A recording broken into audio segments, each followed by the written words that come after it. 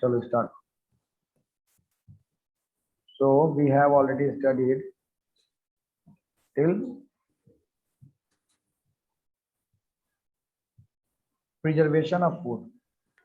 We have Yes, already sir. studied this topic, na? Preservation of food. So preservation of Yes, food sir. has already studied. Please don't say yes or no, sir. यदि मैं पूछूंगा तो आप जवाब दीजिएगा. If I ask you, you just give the answer. Okay. Now listen to me.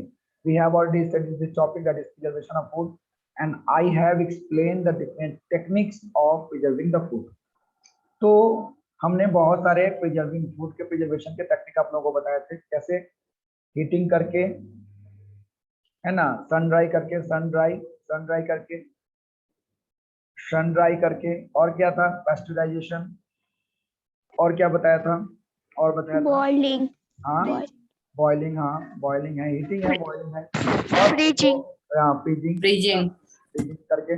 So I have already explain you many techniques.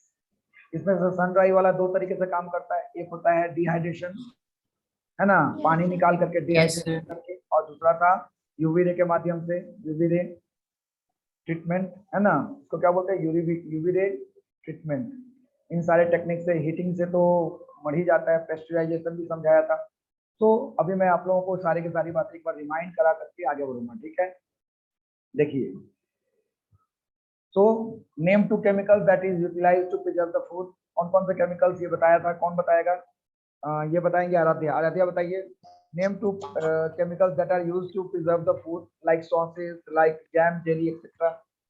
Sir sodium benzoate and sodium metal sodium sulphide. Benzoate, not benzoate. Sodium benzoate and sodium metabisulphate. Okay, यहाँ पे potassium metabisulphite है ना, यहाँ पे potassium benzoate भी utilise कर सकते हैं. So these are the two chemicals that are utilised to preserve the food. किस तरह का फूड? मेनली द सॉसेस, चिलीज, इसके you can say jam, jelly, Yes, sir. इस तरह की चीजों को प्रिजर्व करने के लिए यूटिलाइज होता है. देखो यहाँ पे सॉसेस वगैरह लिखा हुआ है. हम लोग को इस कंट्री में है कि हमारे यहाँ सॉसेस ताजा ताजा बनता है और हम लोग ताजा ताजा खा लेते हैं. जैसे कि आपके मम्मी टमाटर वगैरह की चटनी वगैरह बनाती है ना, मीठा चटनी बनाती है, इवन खट्टा चटनी Yes, बनाती sir. है. तो we Yes, use sir. The chutney immediately. हम लोग उसको 1-1.5 घंटे, 2 घंटे या 5 घंटे के अंदर में खत्म कर देते हैं. बट इन फॉरेन कंट्रीज में मम्मी लोगों के पास सिल्वर लोरा नहीं है, ठीक है. they do not you can say make the sauces immediately, so they buy the sauces from the market से खरीद के लेके आते हैं. And at that time the sauces need to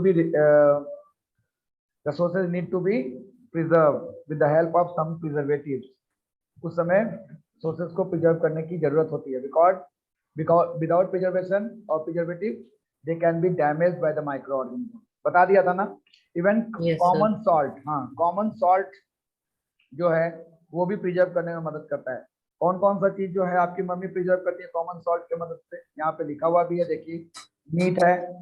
meet है, इसके अलावा फिश है. Yes, sir. ये लोग Fish. हाँ सुखा करके नहीं रखते हैं, जैसे सूखा हुआ Yes, मछली sir. जो मिलता है वो नमक में ये किया रहता है. इसके अलावा और कौन कौन सी, है ना, और कौन कौन सा है? चिप्स है ना, और क्या है चिप्स के अलावा? जो आपकी मम्मी बनाती है पापड़ वगैरह है. So it contain the salt, and salt do not allow the development और ग्रोथ नहीं होने देता, ग्रोथ ऑफ बैक्टीरिया का ग्रोथ होने नहीं देता. समझ में आई क्या होगा? इस तरह से फूड को हम सॉल्ट के मदद से प्रिजर्व कर लेते हैं, लेकिन सारी चीजों को तो हम सॉल्ट में प्रिजर्व नहीं कर सकते. सिमिलरली यदि आपके घर में आपकी मम्मी ज्यादा दिन तक रखने वाला कोई अचार बना रही है, जैम जेली बना रही है, मुरब्बा बनाते हैं ना, so at Yes, that yes, time sir. Sugar is used. वहां पे क्या यूज किया जाता है भाई? Sugar. शुगर यूज किया जाता Sugar. है. हाँ, sugar is used to preserve the food. ये है द शुगर. कल मैं बताया था आप लोगों को, फिर से एक बार रिपीट कर देता हूँ कैसे जो है बैक्टीरिया उसके संपर्क में. जान लो कि ये शुगर है, या मान लो शुगर है या सॉल्ट है. शुगर और सॉल्ट के बगल में के संपर्क में जैसे ही बैक्टीरिया जाता है, बैक्टीरिया के अंदर का पानी जो है शुगर या सॉल्ट क्या कर देता है? निकाल लेता है. और ये जो बैक्टीरिया है ये डिहाइड्रेशन से क्या हो जाता है? मर जाता. मर जाता है. इस तरह से शुगर है या सॉल्ट है, शुगर और salt, this kind of food can not B is spoiled by the microorganism, because when the microorganism come in contact with this kind of food which contain the salt and sugar, the microorganism itself died due to dehydration. समझ में आ गया होगा? ये भी मैंने समझा दिया, मैं सिर्फ एक बार रिमाइंड कर रहा हूँ चीजों को और कुछ नहीं, एक बार आपके दिमाग में चीजों को डाल रहा हूँ. Now preservation by oil and vinegar, यहाँ अचार वाली बात है. हमारी मम्मी या आपकी मम्मी या आपके घर के लोग क्या करते हैं, अचार बनाते हैं. अचार को दो तरीके से बनाते हैं, या तो ऑयल डाल के बनाते हैं, जैसे मिर्चा का अचार हुआ, आम का अचार हुआ, Yes, sir. ऑयल डाल देते हैं. ऑयल क्या कर देता है, जर्म्स को अचार के अंदर जाने ही नहीं देता. In this way the pickles are protected by the microorganism. But in big companies, जो बड़ी कंपनियां pickles वगैरह बनाती हैं, what they do, जो pickles बनाती हैं वो क्या करते हैं, सब्जी वगैरह को काट करके उसमें विनेगर डाल देते हैं लोग. ऑयल थोड़ा सा डाल देंगे और बाद बाकी विनेगर डाल देंगे. Vinegar is acid. विनेगर क्या है? Yes, sir. कौन सा एसिड है? एसिटिक एसिड है. Acetic acid. हाँ, ये एसिडिक एसिड जर्म्स को अंदर जाने ही नहीं दिया. इस तरह से हम लोगों ने जर्म्स से बचाने के लिए इस पर विनेगर या ऑयल डाल दिया. Similarly, I already told you about the heat and cold treatment. It is a very simple and phenomenon that is practiced every day in your house. आपके घर में इस तरह का प्रैक्टिस रेगुलर चलता है. आपकी मम्मी दूध को 2-2 बार 3-3 बार गर्म करती है. Similarly, your mother or your whoever is working at your home, जो भी आपके घर में घर से रिलेटेड काम करती हो, आपके दीदी हो, आपकी मम्मी हो, आपकी दादी हो, whatever, वो क्या कर देती हैं, फ्रिज यदि है आपके घर में तो वो फ्रिज में चीजों को रख देती हैं at the low temperature of fridge के लो टेम्परेचर पे. ऑब्वियसली बैक्टीरिया और other microorganism can not work, वो लोग वर्क नहीं कर पाते. And in this way the food remains protected by this microorganism. ठंडे में भी प्रोटेक्ट हो जाते हैं, गर्मी में तो है ही. If we boil the substance at 110 degree centigrade, किसी चीज को यदि हम बॉयल करा दिए, दाल हो गया, पानी हो गया, है ना, यदि हम उसको बॉयल करा दिया 100 degree centigrade, all the germs, almost all the germs, almost मतलब पूरा का पूरा नहीं, बट हाँ ऑलमोस्ट ऑल जर्म्स क्या हो जाते हैं, किल्ड हो जाते हैं, मर जाते हैं. इससे क्या हो जाता है, वो जो चीज है वो पीने लायक हो जाता है. क्लियर हो गया ये वाली बात? समझ में आया ना? Yes, sir. अच्छा. Yes. मिस्टर लुइस पैस्चर वाली बात. मिस्टर लुइस पैस्चर ने एक अलग तरह का ट्रीटमेंट का खोज किया था, जिसका नाम था, उन्होंने रखा पैस्चुराइजेशन. What is पैस्चुराइजेशन? ये मैंने क्वेश्चन आपको नोट कराया था कल. Yes, sir.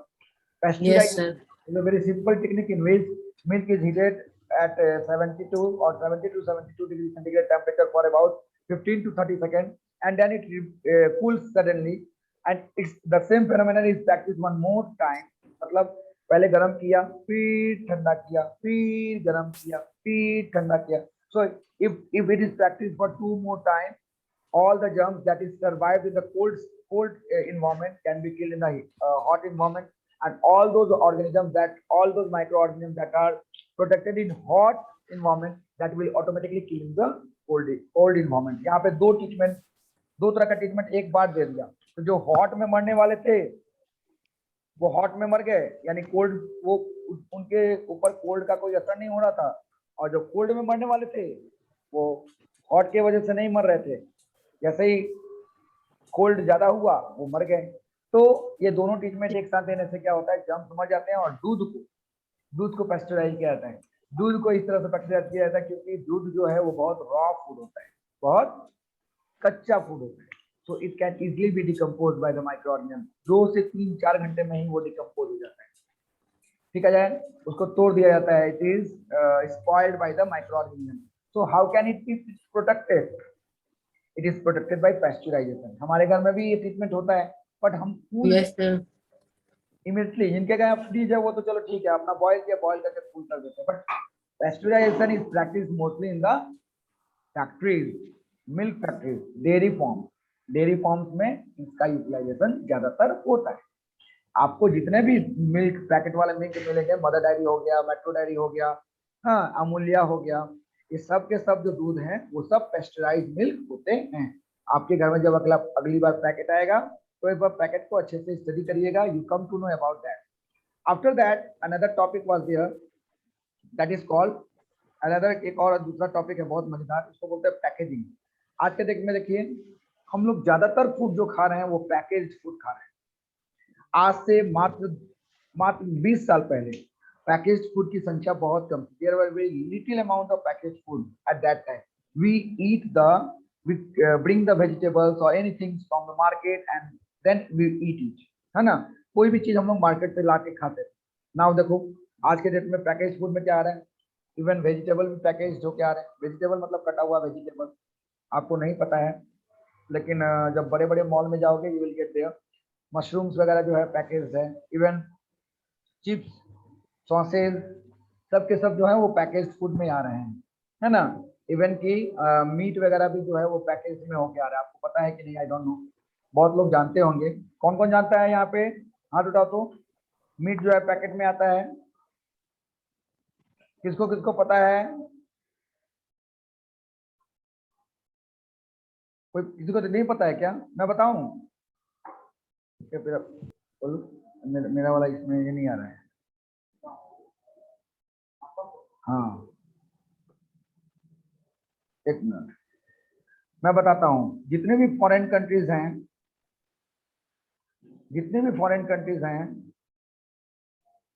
सब में जो है वो, जितने भी फॉरेन कंट्रीज हैं सब में जो है वो इस तरह का फूड जो है वो कहाँ मिलता है? पैकेज में मिलता है. वहां पर कच्चे मांस को काट करके लोग नहीं बेचते. ये पाकिस्तान है और इंडिया है और कुछ ऐसे कंट्री हैं जहां पर आपको कच्चा मांस काटा हुआ मिलेगा. बाकी सारे कंट्रीज में मांस जो है वो पैकेट में मिलेगा और वो मॉल में बिकता है. समझ में आया सबको? Yes sir. हाँ. तो ये एक है, ये भी पैकेज फूड है. तो पैकेज फूड है तो उसके लिए कैसे पैकेट करेंगे? आप लोगों के घर में बहुत लोग जो हैं सऊदी वगैरह में रहते हैं. तो जो लोग सऊदी वगैरह में रहते हैं वो लोग क्या लेके आते हैं? वो लोग खजूर लेके आते हैं. खजूर का पैकेट आपने देखा होगा. खजूर उसमें पूरी तरह से चिपका हुआ है ऐसे ऐसे. Yes sir. उसमें से हवा निकाल लेते हैं लोग. देखे हो? Yes sir. Yes sir. इसको बोलते हैं Yes, sir. Vacuum packet. क्या बोलते हैं इसको? Vacuum packet. पूरी तरह से हवा निकालिए. ना हवा रहेगा, वैक्यूम है ना इसमें जर्म्स घुसेंगे, और ना जर्म्स घुसेंगे, ना ये इन्फेक्टेड होगा और ना ये स्पॉइल्ड होगा. तो ये एक बहुत सिंपल प्रोसेस है. आप पैकेजिंग करना अच्छे से, क्वालिटी पैकेजिंग कर देने से क्या होता है, जैसे आपका कुरकुरे है. कुरकुरे में क्या होता है? नाइट्रोजन भरा रहता है. 70% Yes, sir. नाइट्रोजन होता है. ये नाइट्रोजन क्या होता है? ये नाइट्रोजन जो है माइक्रो ऑर्गेनिज्म को सरवाइव नहीं करने देता. पैकेट में ये जो पैकेट है ये पूरी तरह से पैकेट खुला रहता है कुरकुरे का. इसमें नाइट्रोजन रहता है. नाइट्रोजन की उपस्थिति में माइक्रो ऑर्गेनिज्म काम नहीं करते. और यही है, लीक हो गया. यही यदि ये लीक हो गया, लीक होने से क्या होता है? इसमें जर्म्स घुसने लगेंगे. ऑक्सीजन घुस जाएगा, जर्म्स घुसेंगे और जर्म्स क्या कर देंगे? ऑक्सीजन के माध्यम से इसको पूरी तरह से, इस चिप्स को, कुरकुरे को स्पॉइल कर देंगे. इसीलिए कभी भी हमें डैमेज्ड ये होता है, पैकेट होता है, डैमेज पैकेट वाला फूड नहीं खाना चाहिए. नहीं तो इसके कारण एक बीमारी होती है. कल मैंने नाम बताया था बीमारी का, बॉटुलिज्म. क्या नाम बताया था? बॉटुलिज्म. जनरल भाषा में बोटुलिज्म. पॉइजनिंग. क्या बोलते हैं? Food poisoning. समझ में आ गया ना आप लोगों को? Yes sir. अब जो अगला टॉपिक है यस सर. ये बहुत सिंपल टॉपिक है. इस टॉपिक का नाम है नाइट्रोजन फिक्सेशन. नाइट्रोजन फिक्सेशन बहुत सिंपल टॉपिक है. क्या है कि इसके बारे में थोड़ा सा मैं आप लोगों को बताऊं. 42 हो चुका है और बहुत तेजी से बताना होगा. तो चलो पहले एक व्हाइट पेज ले लेते हैं ताकि आप लोगों को समझा सकूं मैं. Stop share. यहाँ से स्क्रीन शेयर, यहाँ से व्हाइट पेज. ठीक है. तो अब मैं आप लोगों को समझाता हूँ. नाइट्रोजन एक बहुत इंपॉर्टेंट एलिमेंट है. नोट करते चलेंगे आप लोग. इंपॉर्टेंट एलिमेंट है. It is an very important element because it is one of the most important element because it is one of the ingredient of protein. Because ये protein बनाने में मदद करता है. It is one of the important ingredient of protein. Actually, protein is made up of four kinds of particles, 4 kinds of elements. Protein जो है 4 तरह के एलिमेंट से बना हुआ है. नाम क्या है? CHON, carbon, hydrogen, oxygen, nitrogen. Now you come to know that the nitrogen is one of the most important element that is required for the formation of protein, and this nitrogen is available in form of gas. ये कौन किस form में मौजूद है? Gas के form में मौजूद gas के फॉर्म में। हमारे एनवायरमेंट में। so how can this nitrogen will come as our food? ये नाइट्रोजन हमारे फूड के फॉर्म में कैसे आएगा? One most important point that is noted by you that the plant cannot take the nitrogen directly. Gaseous nitrogen को plant ले नहीं सकते। सब नोट करते चलो, गैसियस नाइट्रोजन को प्लांट ले नहीं सकता अपने स्टोमेटा के through. It is one of the most important reason that the plant need to take the nitrogen in form of nitrate from the soil. Soil से वो लोग नाइट्रोजन को लेते हैं, किस फॉर्म में लेते हैं? नाइट्रेट के फॉर्म में लेते हैं। किस फॉर्म में लेते हैं? नाइट्रेट के फॉर्म में। नोट करते चलो, मैं फिर से रिपीट कर रहा हूँ पूरी चीज दोबारा सुन लो। नाइट्रोजन एक इंपॉर्टेंट एलिमेंट है। क्यों इंपॉर्टेंट है? क्योंकि ये प्रोटीन बनाने में मदद करता है, ठीक है। और ये हम नाइट्रोजन यानी कि सबका जो प्रोटीन जो है इसको क्या बोलते हैं हम लोग? बॉडी बिल्डिंग फूड बोलते हैं। क्या बोलते हैं? Protein is called body building food. यानी जो भी ऑर्गेनिज्म इस दुनिया में दिखाई दे रहा है आपको, आंख से दिखाई दे रहा है, यानी कि उसकी बॉडी दिखाई दे रही है, वो कहीं ना कहीं प्रोटीन की वजह से दिखाई दे रही है। चाहे वो छोटा सा प्लांट हो, माइक्रो ऑर्गेनिज्म, बैक्टीरिया हो, उसका भी बॉडी प्रोटीन से बना हुआ है। चाहे वो हम हो, चाहे वो हाथी हो, चाहे वो डॉल्फिन हो, व्हेल हो, सबका बॉडी कहीं ना कहीं प्रोटीन से बना हुआ है। और प्रोटीन के लिए सबसे जरूरी क्या है? नाइट्रोजन। यानी बिना नाइट्रोजन के प्रोटीन बन नहीं सकता। यहाँ पर क्लियर है या नहीं है? Yes sir. Yes, sir. अब नाइट्रोजन गैस के फॉर्म में मौजूद है। लगभग 78% नाइट्रोजन मौजूद है एटमॉस्फेयर में गैस के फॉर्म में। और समस्या ये है, the problem is that this gaseous nitrogen can not be taken by the plant. Plant इस गैसियस नाइट्रोजन को ले नहीं सकता। The plant can take the nitrogen in form of nitrate. Plant nitrogen को किस फॉर्म मिलेगा? नाइट्रेट के form मिलेगा, ठीक है। और ये नाइट्रेट कहाँ मिलेगा? सॉइल में मिलेगा। So how does the nitrogen change into nitrate? अब ये जो समस्या है यहाँ पे लिख लीजिए क्वेश्चन, हाउ डज, ये सिंपल क्वेश्चन है आप लोगों के दिमाग में, मतलब इस क्वेश्चन का आंसर देने की जरूरत नहीं है। If you want to give the answer you can, but ये दिमागी क्वेश्चन है। आपके दिमाग में इस बात को याद रखना पड़ेगा कि how does nitrogen change to nitrate. Nitrogen nitrate में कैसे बदलता है, यही हमें आज के डेट में पढ़ना है। और फिर ये नाइट्रेट फिर नाइट्रोजन में कैसे बदलता है ये पढ़ना है। और इस तरह से नाइट्रोजन जमीन में आ रहा है और फिर जमीन से आकाश में चला जा रहा है। इसी को हम लोग क्या बोलते हैं? नाइट्रोजन साइकिल बोलते हैं। क्या बोलते हैं बेटा? Nitrogen cycle. नाइट्रोजन, हाँ, nitrogen, the cycle of the nitrogen in different form from atmospheric nitrogen gas to the in form of nitrate and other different organism and again return back to the in form of nitrogen. मैं explain करूंगा सारा phenomenon, आपको समझ में आएगा। तो how does nitrogen change into nitrate and again nitrate change into nitrogen and how does this cycle take place in this environment? I am going to explain you this topic. Okay, यही मैं आप लोगों को अभी समझाने जा रहा हूँ। टाइम बहुत कम है, obviously I will try my best to complete it. Okay, तो नाइट्रोजन साइकिल का पहला स्टेप है, फर्स्ट स्टेप है आपका नाइट्रोजन साइकिल का फर्स्ट स्टेप है atmospheric nitrogen fixation. Atmospheric spelling थोड़ा मिस्टेक हो गया बेटा। Atmospheric nitrogen fixation, nitrogen fixation, nitrogen fixing, ठीक है। वहां पे लिखा हुआ भी है, स्पेलिंग मिला लीजिएगा आप लोग। तो एटमॉस्फेरिक नाइट्रोजन फिक्सेशन कैसे होता है? पहला है एटमॉस्फेरिक नाइट्रोजन फिक्सिंग। कैसे होता है इसको बता देते हैं। फिक्सिंग और फिक्सेशन बोलते हैं इसको, नाइट्रोजन फिक्सेशन। इसमें क्या होता है, ये देखो, ये है नाइट्रोजन, हवा में कितना परसेंट है? 78%। 78%। और यहाँ पे क्या हो रहा है, हवा में बादल है, बादलों के बीच में बिजली कड़क रही है ड्यू टू लाइटनिंग, बिजली कड़क रहा है, lightning. The nitrogen react with oxygen to form nitrous oxide. क्या बनाया? देखो, नाइट्रस ऑक्साइड, इसको एक और नाम बोलते हैं laughing gas. Laughing, yes sir. ये छोड़ देंगे ना तो आदमी हंसते हंसते उसकी हालत इतनी खराब हो जाएगी कि वो गिर जाएगा, बेहोश हो जाएगा, उसके पेट में दर्द होने लगेगा। नाइट्रस ऑक्साइड बना दिया। ये nitrous oxide, again this nitrous oxide in presence of sufficient oxygen, sorry, nitrous oxide है, in presence of sufficient oxygen due to tremendous heat, यहाँ पे कितना हीट निकल रहा है लाइटनिंग के दौरान, 3000 डिग्री सेंटीग्रेड टेम्परेचर निकल रहा है।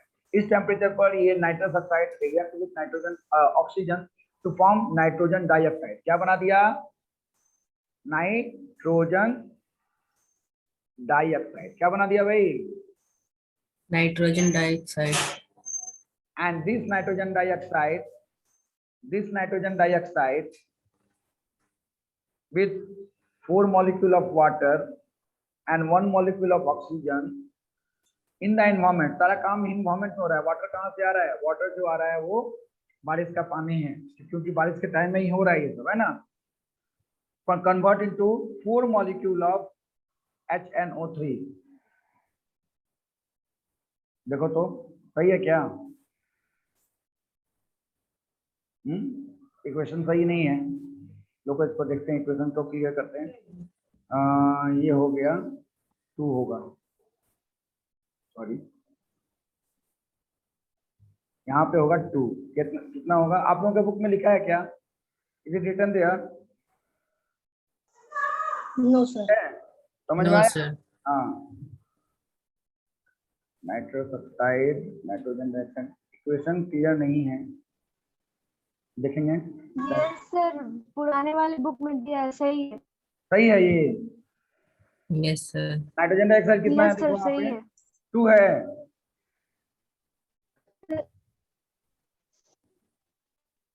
Yes sir. नाइट्रोजन डाइऑक्साइड 2 है, ये कितना है? नाइट्रोजन डाइऑक्साइड 4 होगा। आई होप नाइट्रोजन डाइऑक्साइड 4 होगा, यहाँ पे 4 होने वाला है, देखो। यस सर, 4 है। यस सर, 4 है। ये 2 होगा, हाँ ये 2 होगा, और ये अब सही है। देखो हो गया ना? क्या बन गया? ये नाइट्रिक एसिड बन गया। क्या बन गया? नाइट्रिक। यस सर, सही है। हाँ, अब देखो, अब मिला लो, ये हो गया। तो एटमॉस्फेरिक नाइट्रोजन फिक्सेशन कैसे होता है? नाइट्रोजन जो है लाइटनिंग की वजह से, बिजली चमकने की वजह से इतना हीट निकलता है। कितना हीट निकलता है? लगभग 3000 डिग्री सेंटीग्रेड टेम्परेचर निकलता है, ठीक है। और इस टेम्परेचर पर नाइट्रोजन और ऑक्सीजन आपस में रिएक्शन करके नाइट्रस ऑक्साइड बनाते हैं, और ये नाइट्रस ऑक्साइड फिर ऑक्सीजन के साथ रिएक्शन करके सेम टेम्परेचर पर नाइट्रोजन डाइऑक्साइड बनाते हैं। और ये nitrogen dioxide 4 molecule of nitrogen dioxide 2 molecule of water के साथ रिएक्शन करके और ऑक्सीजन के साथ रिएक्शन करके नाइट्रिक एसिड बनाता है। और ये नाइट्रिक एसिड नाइट्रिक बनाता है। हाँ, ये नाइट्रिक एसिड सॉइल में जाकर के नाइट्रेट में कन्वर्ट हो जाता है, टूट जाता है। नाइट्रेट मतलब NO3 माइनस में हो जाता है। क्यों हो जाता है? NO3 minus. और ये नाइट्रेट अवेलेबल हो गया for the plant, available for the, समझ में आ गया? For the plant. क्लियर हुआ कि नहीं हुआ? Yes sir. ये हो गया। Yes, sir. हाँ, इसको फिजिकल नाइट्रोजन फिक्सेशन भी बोलते हैं। फिजिकली मतलब बिना किसी हेल्प के फिजिकल नाइट्रोजन फिक्सेशन भी हो गया, और इसको हम लोग एटमॉस्फेरिक नाइट्रोजन फिक्सेशन भी बोलते हैं। दूसरा टॉपिक है biological nitrogen fixation. Biological nitrogen fixation. Fixation का स्पेलिंग देख लीजिएगा, फिक्सिंग में लिख रहा हूँ, ऐसे फिक्सेशन बोलते हैं, देख लीजिएगा एक बार। नाइट्रोजन फिक्सेशन, तो बायोलॉजिकल नाइट्रोजन फिक्सेशन कौन करता है? It is done with the help of certain microorganism. आप लोग जानते हो, this microorganism help to convert the atmospheric nitrogen Nitrogen. directly into nitrate and fix into the soil। Rhizobia. हाँ, एक नाम बोल रहा हूँ मैं, सब नाम बताते जा रहा हूँ, लिख लो। Rhizobium, Rhizobium. दूसरा एजेटोबैक्टर, ये तो पी प्लांट के रूट में रहता है, बट एजेटोबैक्टर सब नोट करते चलो बेटा, बहुत इंपॉर्टेंट बात बता रहा हूँ। एजेटोबैक्टर ये फ्री रहता है, मिट्टी में रहता है, फ्री है। इसके बाद एक एल्गी है। टाइम खत्म हो गया बेटा, कल बाकी का पोर्शन बताएंगे, अभी 10 मिनट है, जितना बता पा रहा हूँ, ठीक है। एक और दूसरा है एल्गी है, नाम है नॉस्टॉक। क्या है? एल्गी है। क्या है? और एक एल्गी है एनाबेना। Bena. ये भी एल्गी है, ये सब क्या कर देते हैं, एटमॉस्फेरिक नाइट्रोजन को पकड़ के नाइट्रेट में कन्वर्ट करके सॉइल में फिक्स कर देते हैं, fix into the soil, fix it in the To the soil. in the soil. So it is a biological fixation है, biological nitrogen fixation, and nitrogen fixation by decomposition, nitrogen fixing by decomposition of dead material, decomposition of dead organic materials. substance, हाँ organic substance. इसमें कैसे nitrogen fixation होता है, soil में कैसे आ रहा है, ऑर्गेनिक सब्सटेंस। अब देखो क्या होता है सब्सटेंस, ये 3 नंबर पॉइंट हो रहा है। नाइट्रोजन फिक्सेशन कैसे हो रहा है इसमें मैं बता देता हूँ। मान लो कोई एक डेड बॉडी है, कोई भी है, कुत्ता बिल्ली सियार सुंदर कुछ भी मरा हुआ है, ठीक है, तो इसके बॉडी से नाइट्रोजन यानी कि प्रोटीन टूटेगा, CHNO को तोड़ेगा, कौन तोड़ेगा, प्रोटीन है ना जी, क्या है, Yes, sir. Protein. Yes, sir. Micro organism तोड़ेगा, माइक्रो ऑर्गेनिज्म तोड़ेगा उसको, और तोड़ के क्या बना देगा, अमोनिया बना देगा, क्या बना देगा, अमोनिया, Ammonia. और अमोनिया को सॉइल में फिक्स कर देगा, fix into the soil, fix into the Soil. Soil में फिक्स कर दिया। कोई दूसरा माइक्रो ऑर्गेनिज्म है, वो क्या करेगा, अमोनिया को नाइट्रोजन डाइऑक्साइड में कन्वर्ट करेगा एंड फिर नाइट्रेट में कन्वर्ट करेगा, ठीक है। तो ये अमोनी, इसको बोलते हैं, यहाँ तक को बोलते हैं अमोनिफिकेशन, क्या बोलते हैं, Ammonification. ठीक है, यहाँ तक समझ में आया, समझ में आया।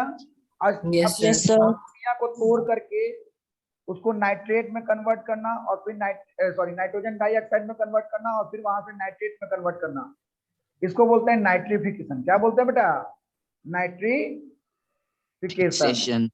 हाँ, और फिकेशन बोलो, फिकेशन बोलो, जो भी हो, नाइट्रिफिकेशन। तो नाइट्रोजन देखो डिकम्पोजिशन के दौरान 2 स्टेप में होता है, एक होता है अमोनिफिकेशन में और दूसरा होता है नाइट्रिफिकेशन में। समझ में आ गया आपको ये दोनों पॉइंट। Yes, sir.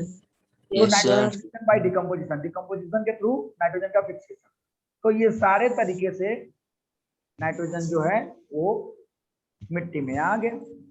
अब होगा नाइट्रोजन का एसिमिलेशन। क्या होगा, एसिमिलेशन मतलब यूटिलाइजेशन, नाइट्रोजन का एसिमिलेशन। समझ में आया बेटा आपको ये बात, यहाँ तक क्लियर है ना? Yes, sir. Yes, Yes, sir. sir. यहाँ तक पूरा क्लियर है? Yes, sir. Yes, sir. Okay, very good, very good. Yes, चलो sir. अब अगला टॉपिक है नाइट्रोजन एसिमिलेशन। चलो इसको समझ लो। Nitrogen assimilation,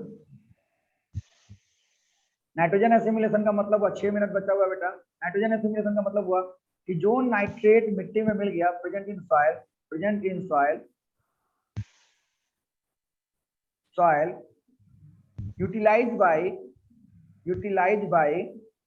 the plant to form different kinds of substance,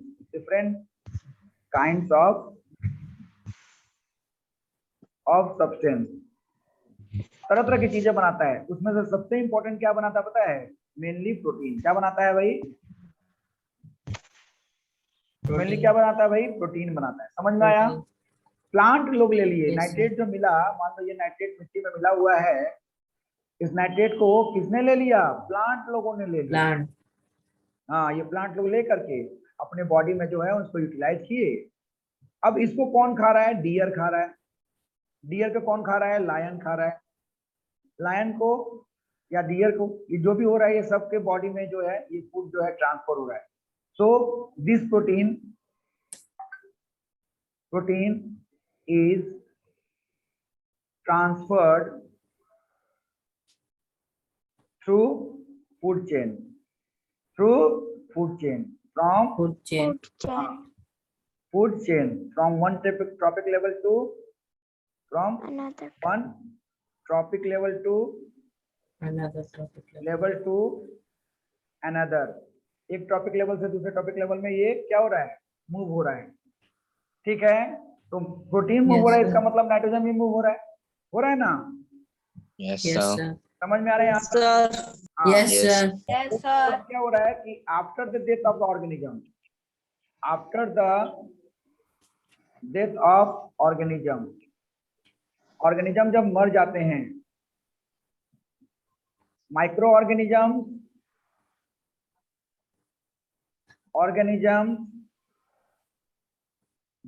decompose the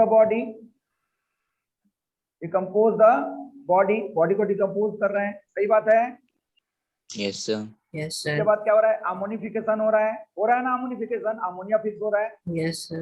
Yes, कौन कर sir. रहा है, माइक्रो ऑर्गेनिज्म कर रहा है। अमोनिया को कहाँ फिक्स कर रहा है, सॉइल में फिक्स कर रहा है, fix ammonia into the soil by micro organism, हो रहा है ना जी।